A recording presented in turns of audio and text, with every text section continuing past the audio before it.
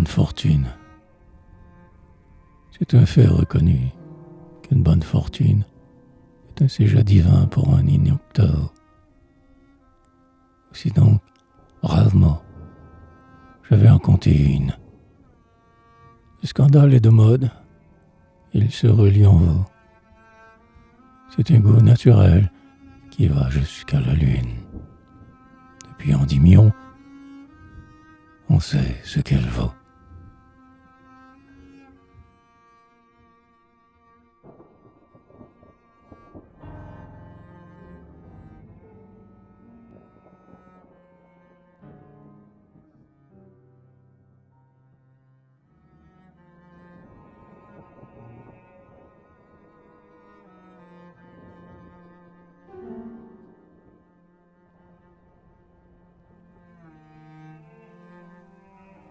Ce qu'on fait maintenant, on le dit, et la cause en est bien excusable.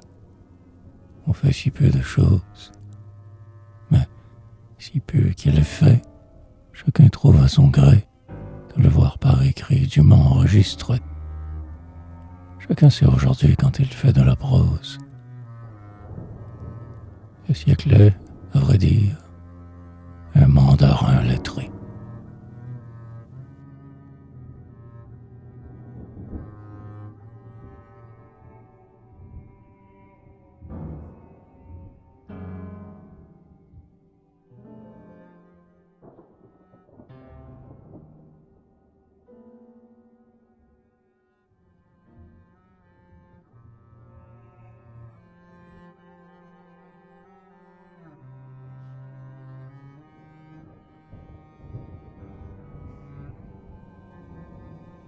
Il faut en convenir, l'antique modestie faisait bailler son monde, et nous n'y tenions plus. Grâce à Dieu, pour New York, elle est enfin partie. C'était un vieux rameau de l'arbre de la vie, et tant de pauvres gens, d'ailleurs, s'y sont pendus, qu'il n'est pas étonnant qu'elle ait les bras rompus.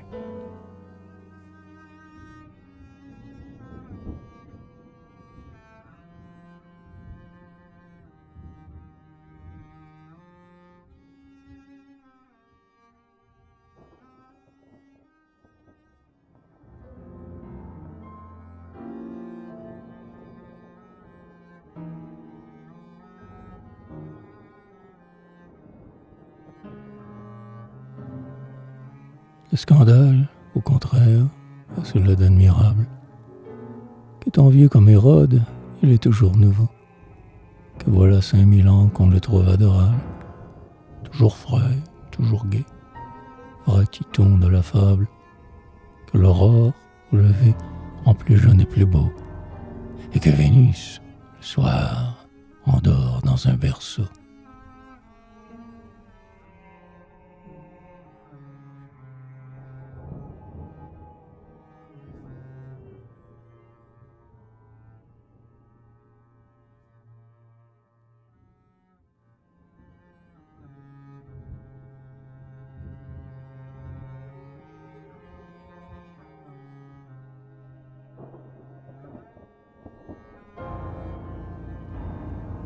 Prenez donc, lecteur, que je viens d'Allemagne. Vous savez, en été, comme on s'ennuie ici. Pour mon compte, et en quelques soucis, je m'en fus prendre à Bade un semblant de campagne. Bade est un parc anglais fait sur une montagne, ayant quelque rapport avec Montmorency.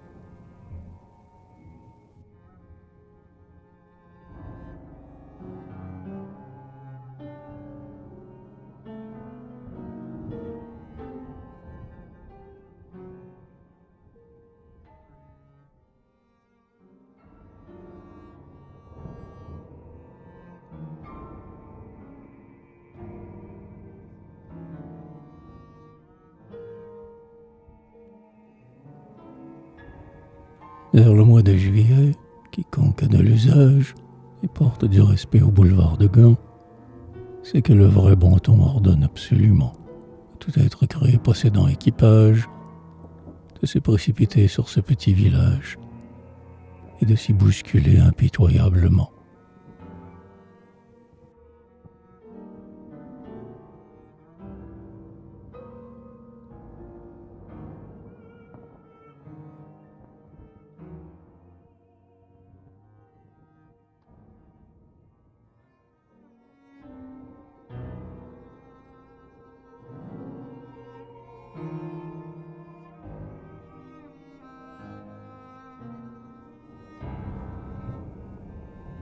Les dames de Paris savent par la gazette que l'heure de bas des nobles est parfaitement sain.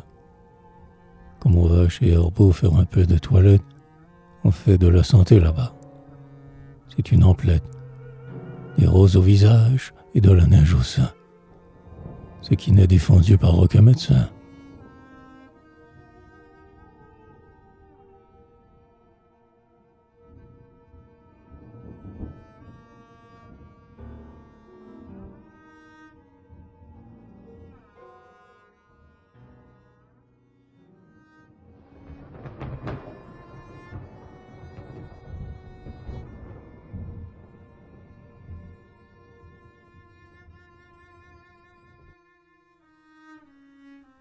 Bien entendu, d'ailleurs, que le but du voyage est de prendre les eaux.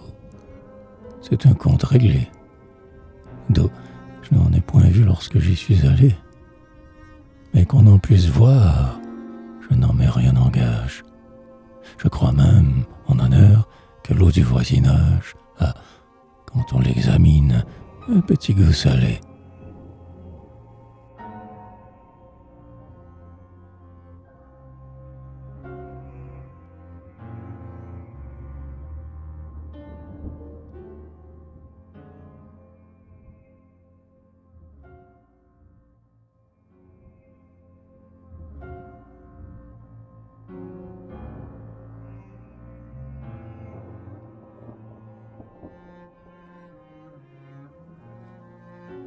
Or, comme on a dansé tout l'hiver, on est las, on accourt dans cabade avec l'intention de n'y pas soupçonner l'ombre d'un violon. Et dès qu'il est lit fait nuit, que voulez-vous qu'on fasse? Personne au vieux château, personne à la terrasse. On entre à la maison de conversation.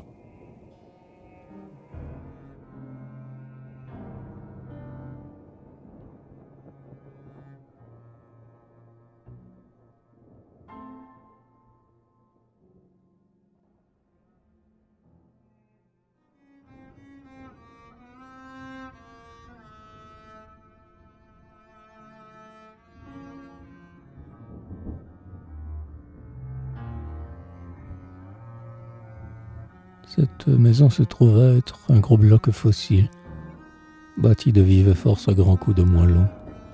C'est comme un temple grec, tout recouvert en tuiles, une espèce de grange avec un péristyle. Je ne sais quoi d'informe et n'ayant pas de nous, comme un grenier à foin, batteur du Parthénon.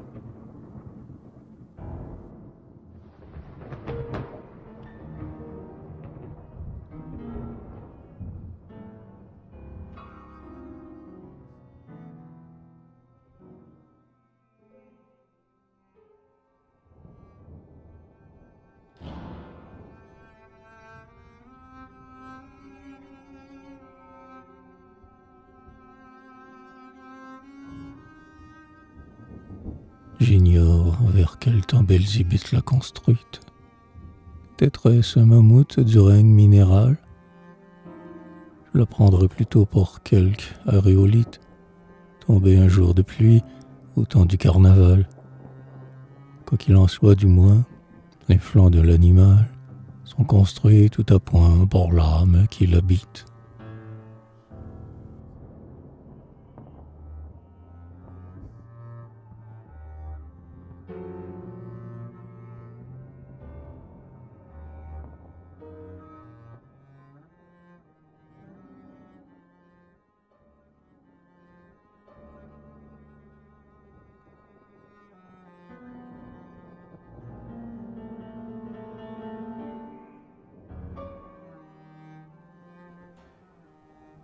Cette âme, c'est le jeu. Mettez bas le chapeau. Vous qui venez ici, mettez bas l'espérance. Derrière ces piliers, dans cette salle immense, s'étale un tapis vert sur lequel se balance un grand lustre blafard au bout d'un oripeau que dispute la nuit une pourpre en lambeaux.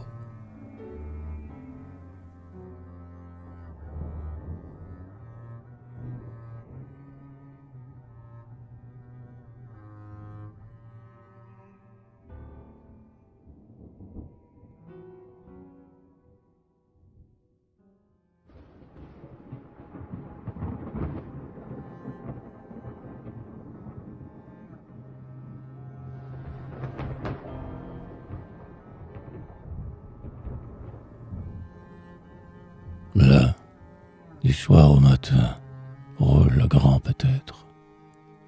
Le hasard, noir flambeau de ces siècles d'ennui. Le seul qui dans le ciel flotte encore aujourd'hui. Et Baal est à 2 pas, à travers la fenêtre. On le voit ça, il a bondir et disparaître, comme un chevreau lascif qu'une abeille poursuit.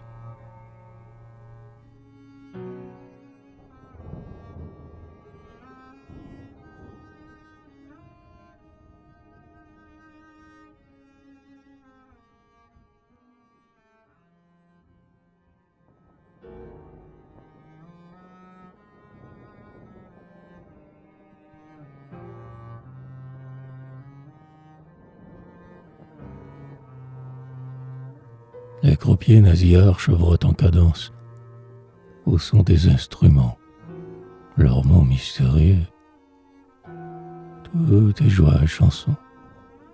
La roulette commence, ils lui donnent le branle, ils la mettent en danse, et, ratissant gaiement l'or qui scintille aux yeux, ils jardinent ici sur un rythme joyeux.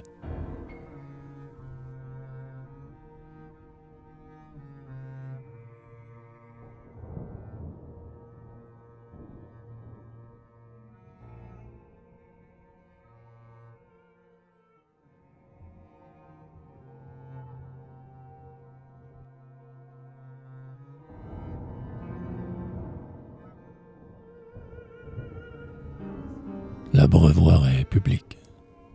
Qui veut vient y boire. J'ai vu les paysans, fils de la forêt noire, leur bâton à la main, entrer dans ce réduit.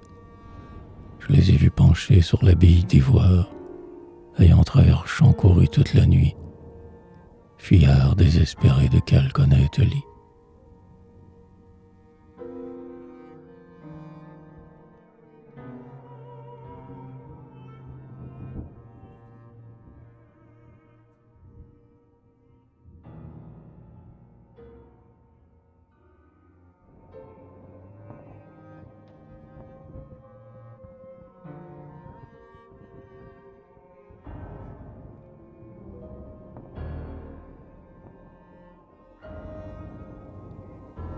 Je les ai vus debout, sous la lampe enfumée, avec leurs vestes rouges et leurs souliers boueux, tournant leurs grands chapeaux entre leurs doigts calleux, posés sous les râteaux la sueur d'une année.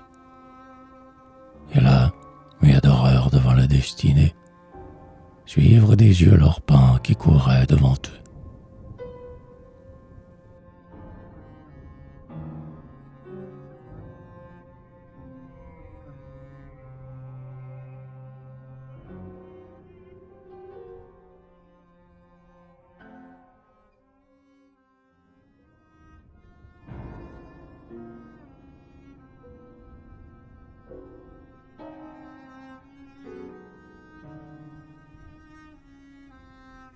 Dirais-je qu'ils perdraient?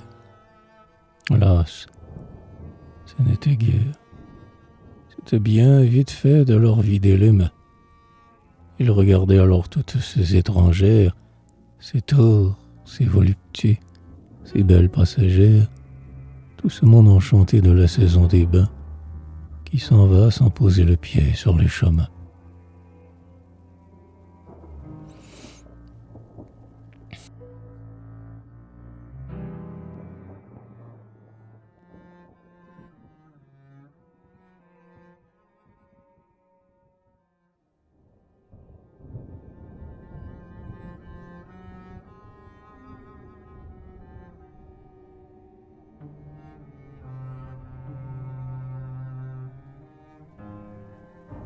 Ils couraient, ils partaient, tout ivres de lumière, et la nuit sur leurs yeux posait son noir bandeau.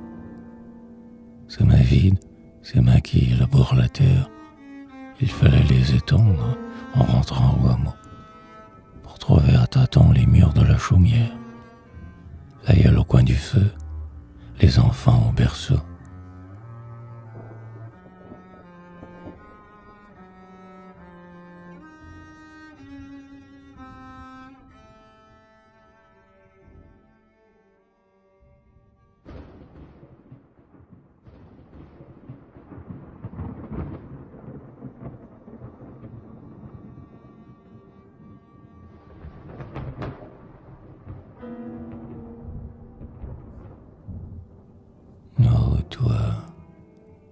immortel, dont le Fils s'est fait homme. Si jamais ton jour vient, Dieu juste, ô Dieu vengeur, j'oublie à tout moment que je suis gentilhomme. Revenons à mon fait, tout chemin mène à Rome. Ces pauvres paysans, pardonne-moi lecteur, ces pauvres paysans, je les ai sur le cœur.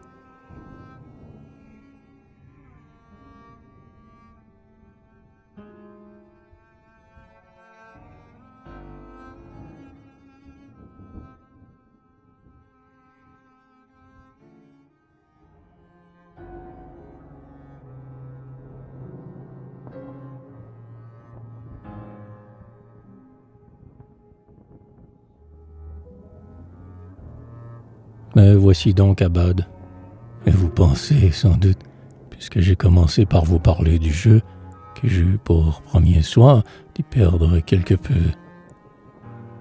Vous ne vous trompez pas, je vous en fais l'aveu. De même que pour mettre une armée en déroute, il ne faut qu'un poltron qui lui montre la route.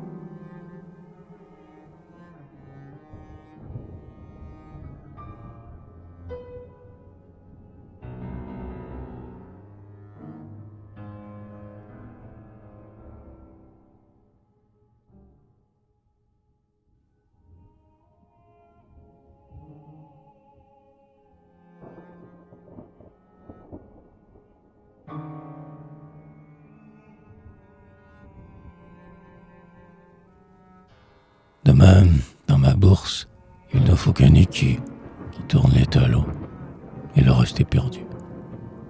Tout ce que je possède a quelque ressemblance au mouton de Panurge, au premier qui commence. Voilà Panurge à sec et son troupeau tondu. Hélas, le premier pas se fait sans qu'on y pense.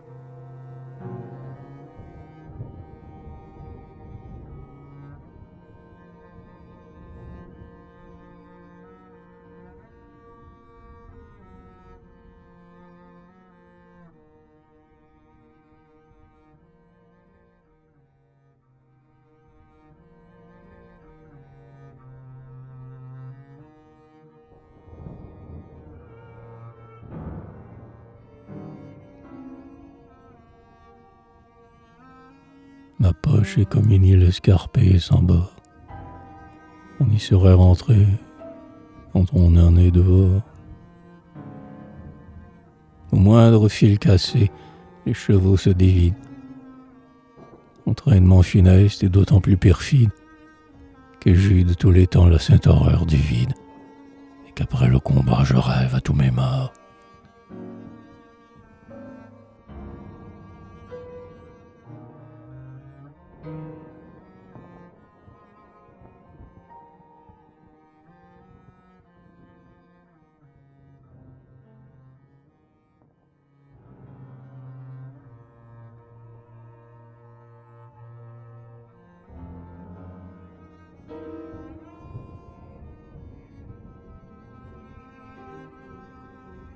Un soir, venant de perdre une bataille honnête, ne possédant plus rien qu'un grand mal à la tête, je regardais le ciel étendu sur un banc et songeais dans mon âme au héros de Sion. Je pensais tout à coup à faire une conquête. Il tressaillait en moi des phrases de roman.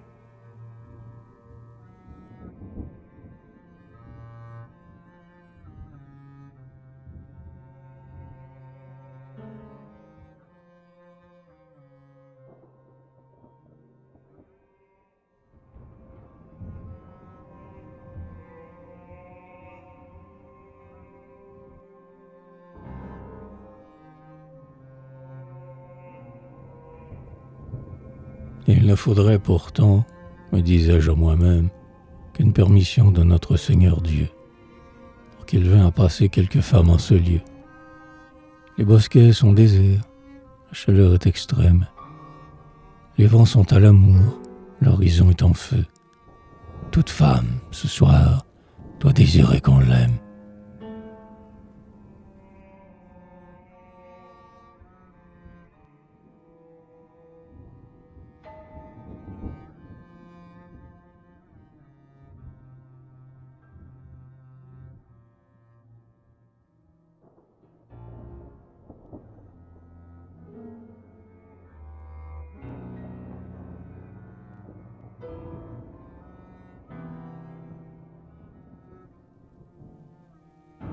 s'il venait à passer sous ces grands marronniers, quelque alerte beauté de l'école flamande, une ronde fillette échappée atteignait, ou quelque ange pensif de candeur allemande, une vierge en or fin d'un livre de légende, dans un flot de velours traînant ses petits pieds.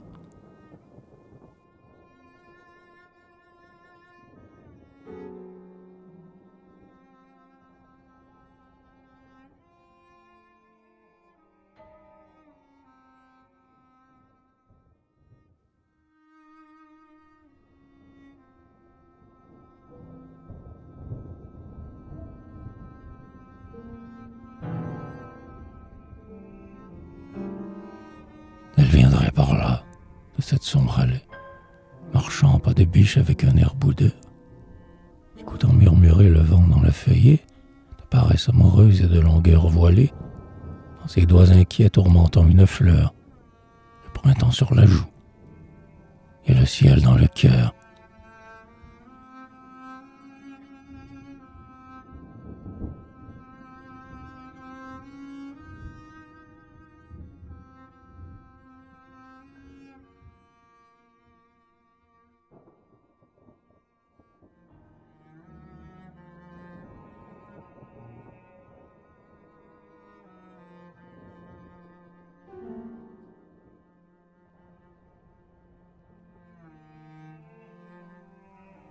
Elle s'arrêterait là-bas, sous la tonnelle.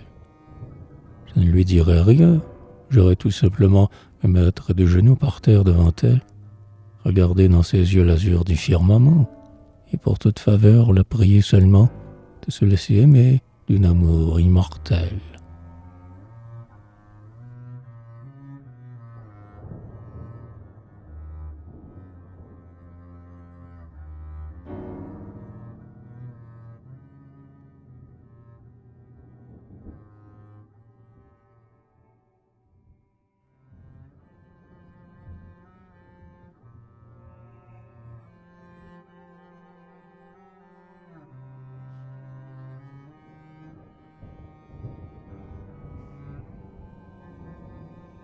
Comme j'en étais là de mon raisonnement, enfoncé jusqu'au cou dans cette rêverie, une bonne passa qui tenait un enfant. Je crus m'apercevoir que le pauvre innocent avait dans ses grands yeux quelque mélancolie, ayant toujours aimé cet âge à la folie.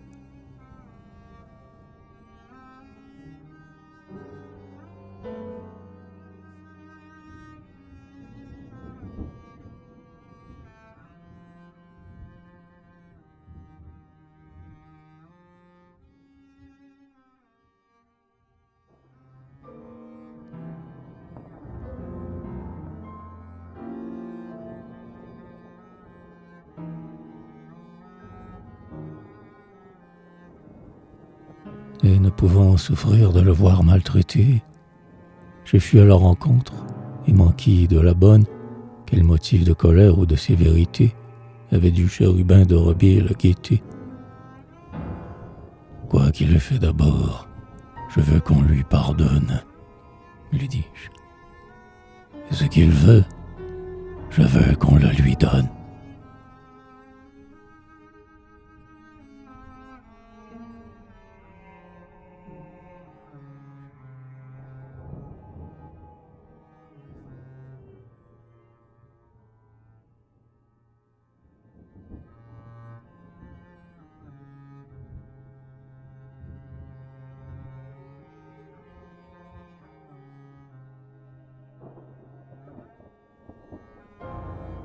C'est mon opinion de gâter les enfants.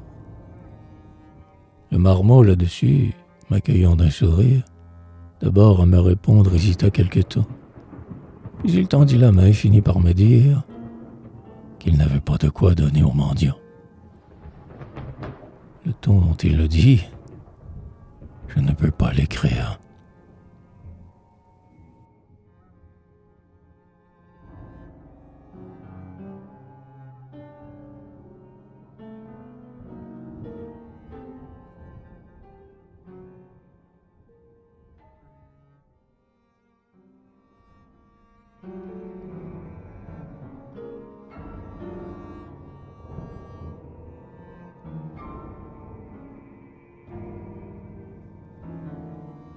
Mais vous savez, lecteur, que j'étais ruiné. J'avais encore, je crois, 2 écus dans ma bourse. C'était, en vérité, mon unique ressource. La seule goutte d'eau qui resta dans la source. Le seul verre de vin pour mon prochain dîner. Je l'ai tiré bien vite et je l'ai lui donné.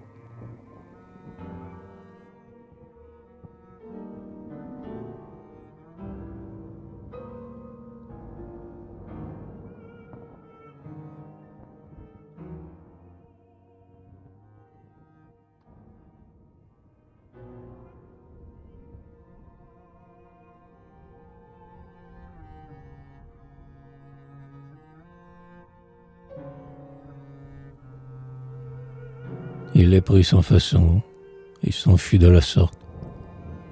Quelques jours de là, comme j'étais au lit, la fortune, en passant, vint frapper à ma porte. Je reçus de Paris une somme assez forte. Et très heureusement, il me vint à l'esprit de payer l'hôtelier qui m'avait fait crédit.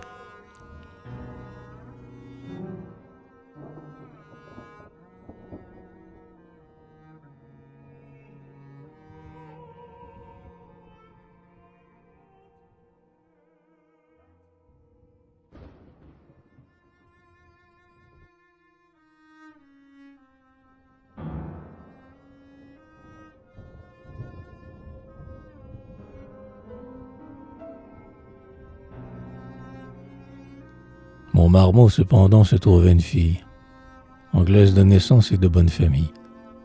Or, la veille du jour fixé pour mon départ, je vins rencontrer sa mère par hasard. C'était au bal.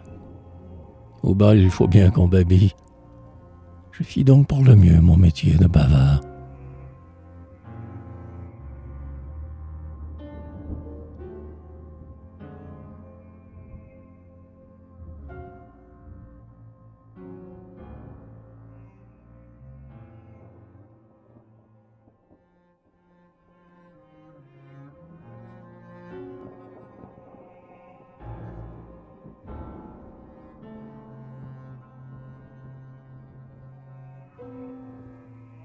Une goutte de lait dans la plaine éthérée tomba, dit-on, jadis, du haut du firmament.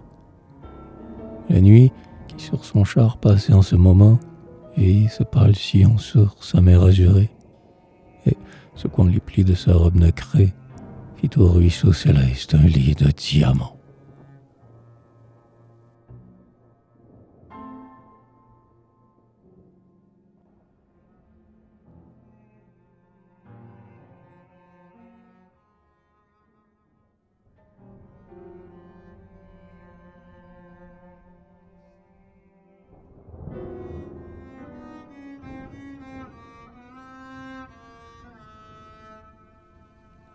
Les Grecs, enfants gâtés des filles de mémoire, de miel et d'ambroisie ont doré cette histoire. Mais j'en vais dire un point qui fut ignoré d'eux, c'est que, lorsque Junon vit son beau sein d'ivoire, en un fleuve de lait changé ainsi les cieux, il eut peur tout à coup du souverain des dieux.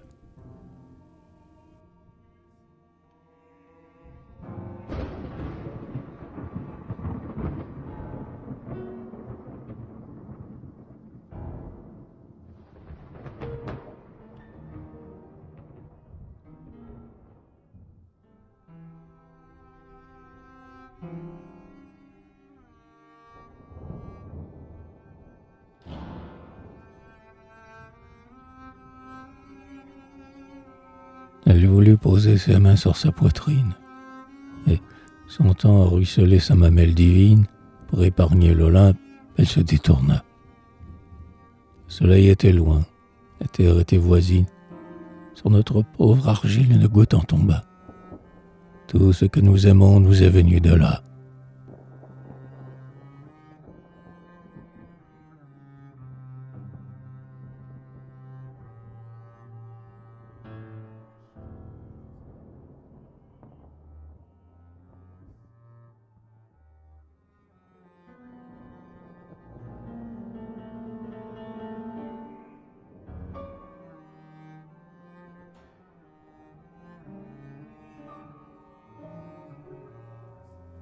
C'était un bel enfant que cette jeune mère, un véritable enfant.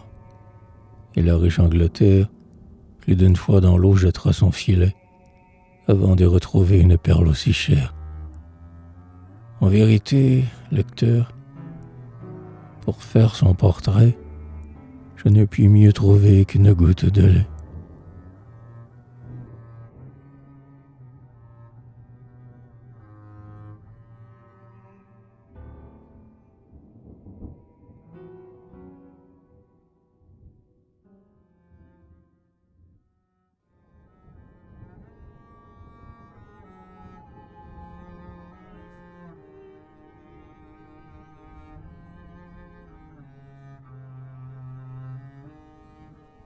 Jamais le voile blanc de la mélancolie ne fut plus transparent sur un son plus vermeil.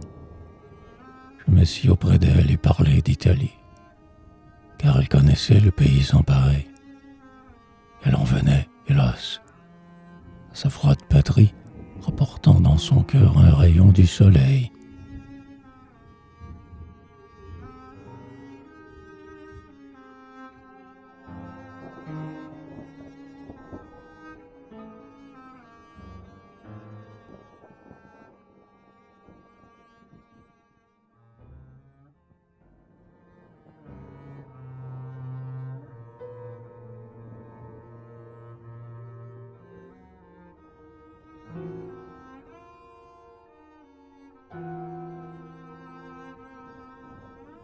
Nous causâmes longtemps. Elle était simple et bonne. Ne sachant pas le mal, elle faisait le bien. Des richesses du cœur, elle me fit l'aumône. Et, tout en écoutant comme le cœur se donne, sans oser y penser, je lui donnai le mien. Elle emporta ma vie, n'en sut jamais rien.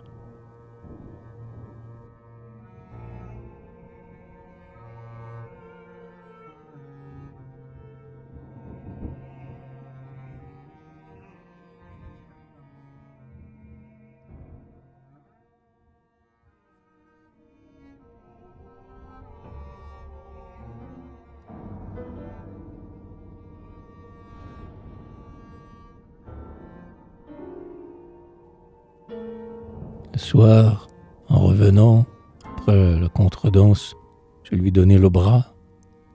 Nous entrâmes au jeu, car on ne peut sortir autrement de ce lieu. Vous partez, me dit-elle, et vous allez, je pense, d'ici jusque chez vous faire quelques dépenses. Pour votre dernier jour, il faut jouer un peu.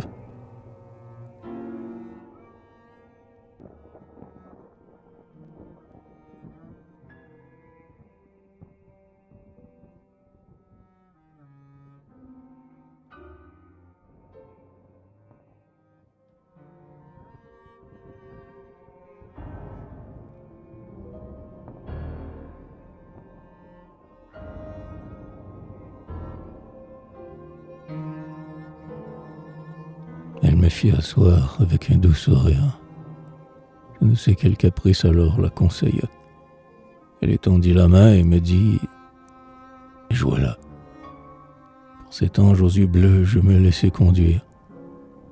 Et je n'ai pas besoin, mon ami, de vous dire qu'avec quelques louis, mon numéro gagna.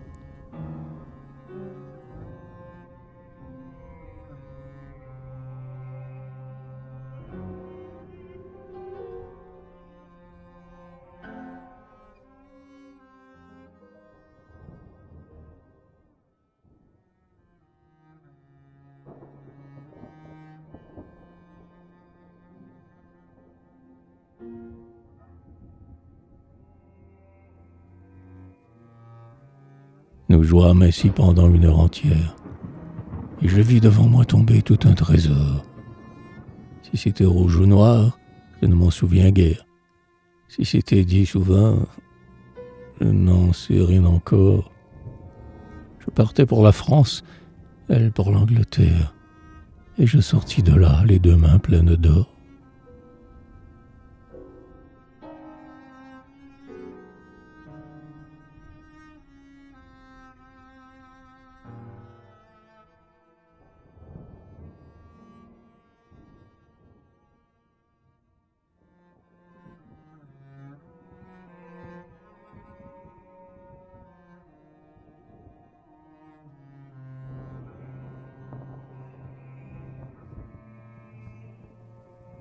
Quand je rentrais chez moi, je vis cette richesse.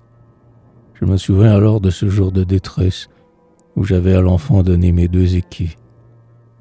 C'était par charité. Je lui croyais perdu. Celui qui voit tout, je compris la sagesse. La mère, ce soir-là, me les avait rendus.